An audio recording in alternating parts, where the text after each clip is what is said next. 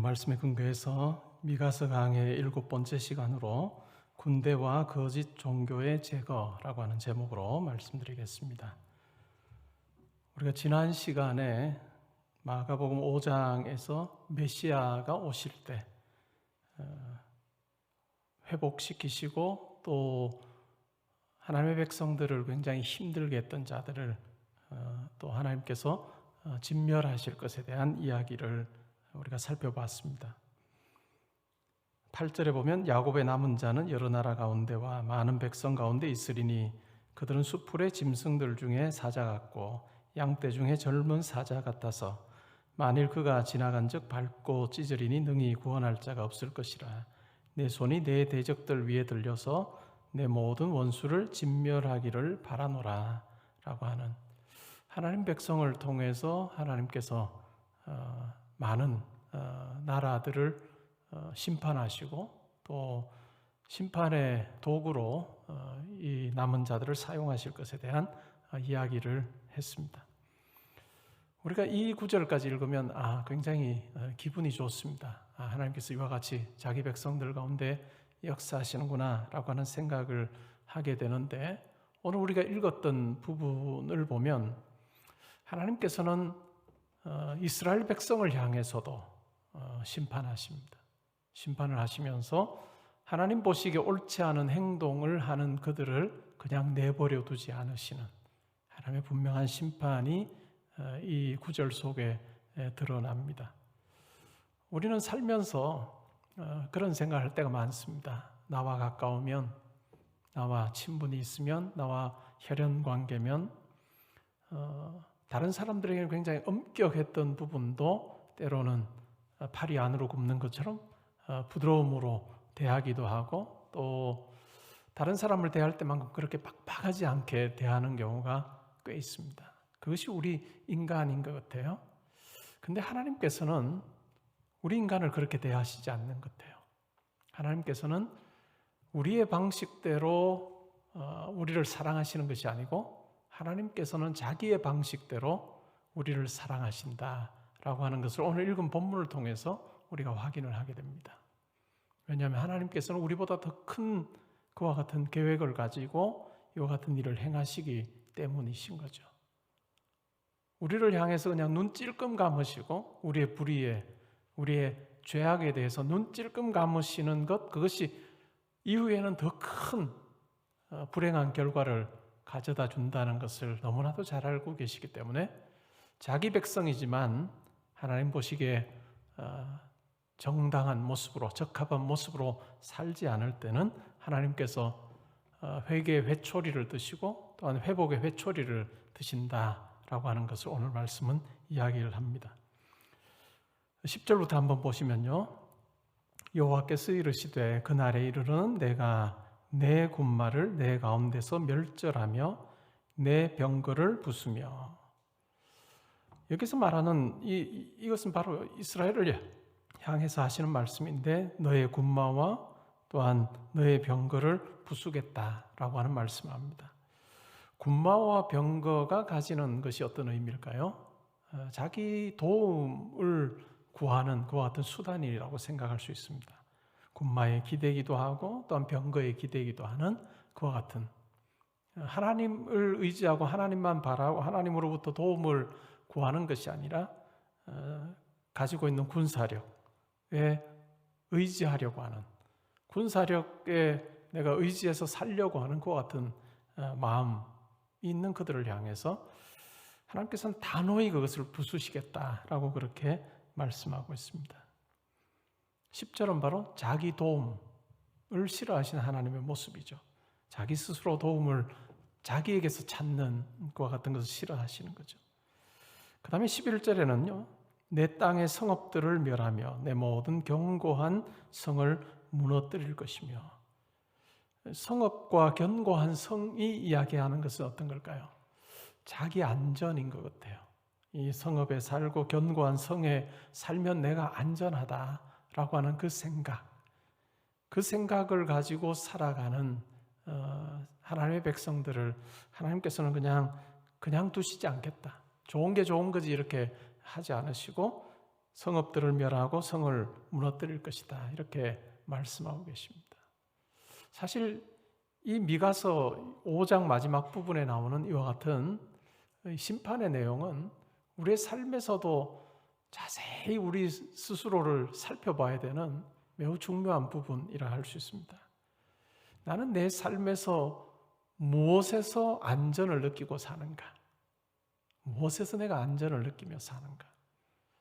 세상에 많은 사람들은 편리하고 안전한 주거 공간에서 살기를 소망합니다.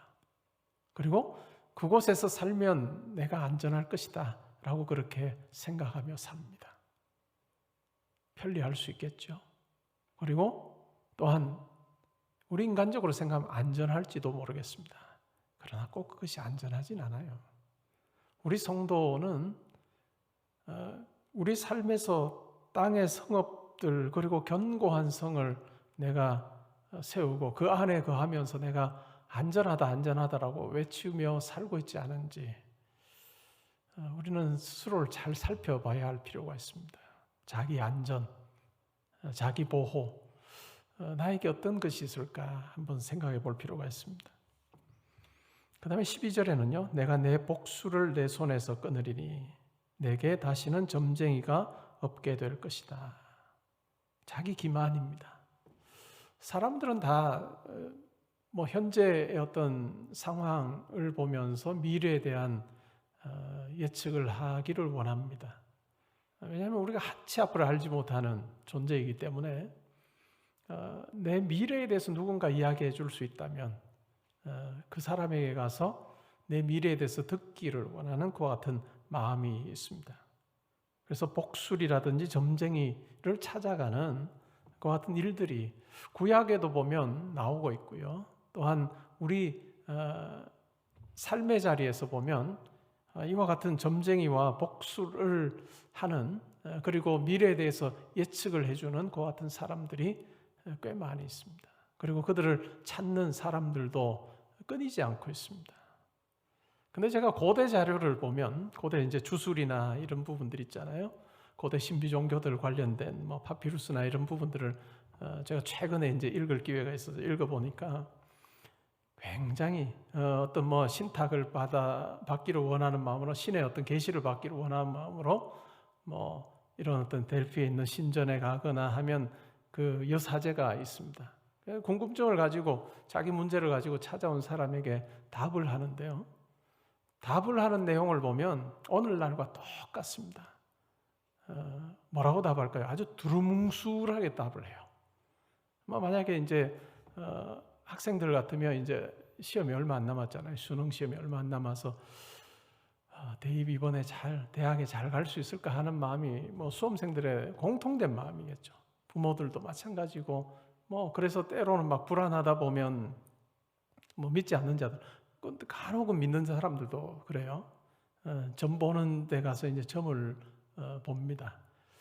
내 아들, 딸이 이번에 좋은 대학에 갈 수 있을까요? 원하는 대학에 갈 수 있을까요? 라고 하면 그 점쟁이들은 거기에 대해서 yes, no로 절대로 답하지 않습니다. 뭐라고 답할까요? 동쪽에 있는 학교로 갈 거다. 서쪽에 있는 학교. 동쪽에 학교가 몇 개나 있는데.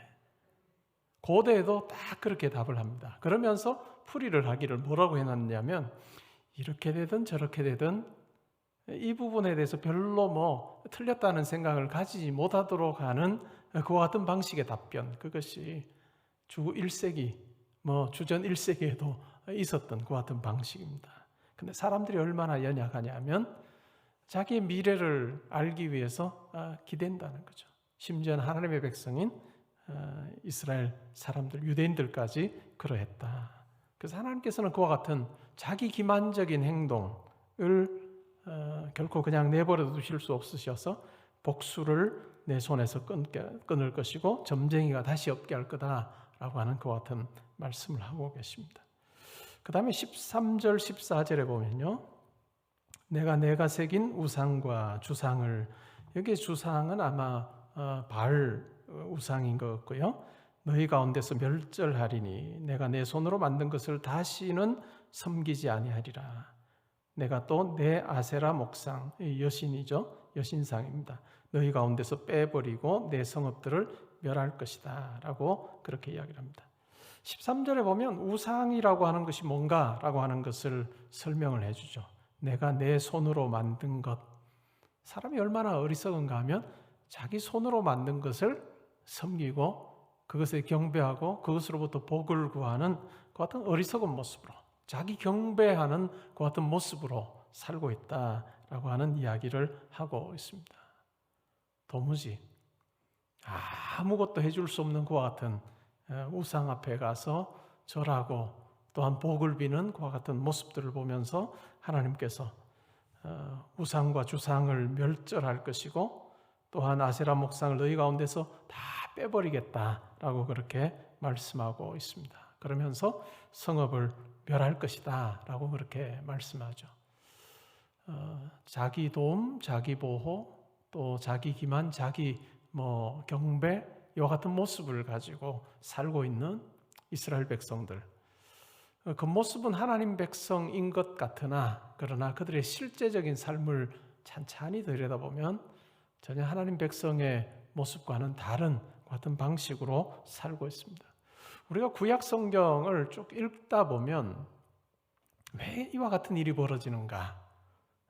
물론 매번 그런 건 아니지만 이와 같이 하나님께서 기뻐하시지 않는 그와 같은 행동을 하는 그 상황을 가만히 보면 기다리지 못함이 이유일 때가 참 많습니다. 기다리지 못하는 거예요. 조급한 거예요.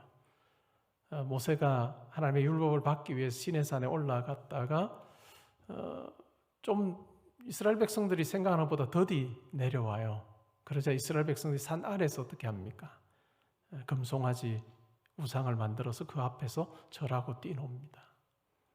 이 신이 바로 우리를 애굽에서 건져낸 여호와라라고 하면서 그렇게 우상 앞에서 먹고 마시고 뛰노는 경배하는 그 같은 행위를 합니다. 기다리지 못하는 거예요. 조급함 자체가 그와 같은 하나님께서 기뻐하시지 않는 그 같은 행동으로 이어지게 하는 것입니다. 우리가 사울 왕을 잘 알아요. 그는 나중에 타락하고 마지막 결말을 보면 기다리지 못함이 또한 그가 하나님 앞에 버림받는 그 같은 이유였다라고 하는 것을 우리는 잘 알고 있습니다. 우리의 삶에서도 어떨까요? 조급한 상황, 마음으로 행한 대부분의 일은 그르치는 경우가 참 많습니다. 나에게 정말 좋지 않은 결과를 가져다 주는 경우가 참 많은 거죠. 과연 나는 내 삶에서 우리가 문제없는 삶이 있을까요? 문제없는 삶은 하나도 없습니다. 다 문제가 있습니다. 그러나 그 문제를 어떻게 대하며 사느냐라고 하는 것은 매우 중요할 수 있습니다. 여러분, 과연 여러분의 삶의 크고 작은 문제들을 대하는 분명한 방식이 여러분 가운데 있는지요? 어느 날 밤에 여러분들이 굉장히 조급해지면 그날은 아무것도 안 하셔야 됩니다. 그날은 뭘 하면 안 되는 거예요. 많은 사람들이 경제적으로 많이 힘들어지면 기다리고 기다리다가 어떤 마음을 가질까요? 어떻게 하면 내가 한 번에 돈을 많이 벌 수 있을까라고 하는 그 생각을 하다가 결국 도박을 합니다. 여러분, 도박해서 돈 벌 수 있을까요? 도박하면 자기가 가진 것마저도 다 잃게 되는 조급함이라고 하는 것, 인내하지 못함이라고 하는 것이 얼마나 우리를 그냥 수렁으로 몰아넣는지 우리는 너무나도 잘 알고 있습니다. 미국에서 실제로 있었던 일인데요. 뉴욕에 사는 어떤 사람이 거미를 정말 싫어하는 거예요. 이 사람은 시애틀 사람인데 거미를 너무너무 싫어하는 거예요. 근데 자기 집에 거미가 보이는 거예요. 그래서 결국 자기가 만든 토치, 이렇게 불 붙이면 불 붙는 거 있잖아요. 그 토치로 이 거미를 태워버릴 생각을 하고 거미에게 이 토치를 불 붙여서 이렇게 태워주기라고 했다가 결국 그 주변에 있었던 다른 그런 페인트 통에 불이 옮겨 붙어서 결국 자기 집을 많이 태워버립니다. 자기 집도 타고 또 집안에 있는 가구들도 타고. 그래서 그냥 피해액을 봤더니 이 피해가 4만 불, 그리고 가구 탄 것이 한 2만 불. 근데 정작 거미는 죽었는지 안 죽었는지 모르는. 이게 어찌 보면 우리의 모습일 수 있습니다. 오늘 이 네 가지의 이와 같은 모습을 딱 하나로 우리가 생각을 해보면 뭘까요? 문제에 대한 잘못된 해결책이었습니다. 문제에 대한 잘못된 해결책을 가지고 접근할 때 결국 정말 하나님 백성하고는 완전히 딴판에 그 같은 삶을 살게 되는 것. 그래서 하나님께서 이들을 그냥 내버려 두지 않으시고 어떻게 하십니까? 심판하시는데, 하나님께서 심판하시는 그 목적은 뭘까요? 하나님 백성을 그냥 다 멸절해 버리는 것이 아니고 이와 같은 심판을 통해서 다시 하나님 백성들이 회복되기를 원하시는 그 같은 마음인 거죠. 우리는 신앙생활을 하면서 눈에 보이는 것만 해결되면 이걸로 족하다라고 하는 생각을 할 때가 많습니다. 건강이 안 좋을 때는 내가 건강만 회복되면 좋겠다. 물질이 부족할 때는 내가 물질만 있으면 좋겠다. 근데 하나님께서 우리에게 요구하시는 건 뭘까요? 내가 건강이 좋지 않아서 건강 요 문제만 해결되면 되고 그 외의 건 내가 다 할 수 있어요 라고 하는 그 마음까지 하나님 앞에서 치유되기를 원하시는 하나님의 계획하심이 있는 거죠.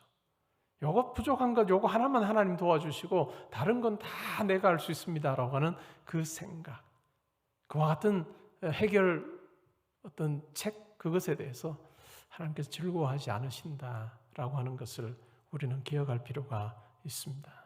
여러분의 현재 삶이 어떤가요? 여러분으로 하여금 막 조급하게 하고 힘들게 하는 그 같은 일이 있습니까?